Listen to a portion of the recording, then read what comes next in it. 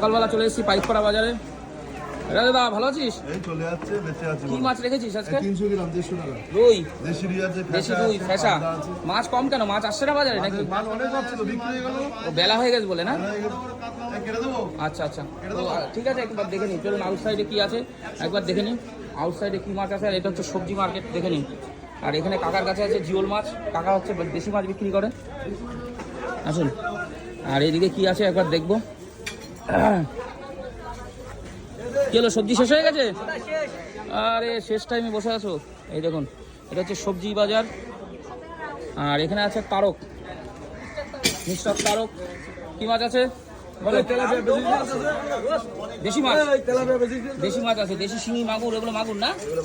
মাগুর। ওই পেটে ডিম ভর্তি, ডিম দেবে তো এর মধ্যে, এক্ষুনি দেবে, আবার বাচ্চাও হবে। দেখো, হ্যাঁ এই দেখুন, এখানে আছে ব্যাটা মাছ। আর এই কাকার কাছে কি আছে দেখি। এই ল্যাঠাগুলো কোথাকার? বোম্বের নাকি না চাইনিজ? এ তো মনে হচ্ছে চাইনিজ ল্যাঠা। হ্যাঁ না, আমার নেওয়া হয়ে গেছে, কমপ্লিট। দেশি মাগুর নিয়ে নিয়েছি। শোল আছে দেখুন, এই দেখুন এখানে দেশি জিওল কাকার কাছে।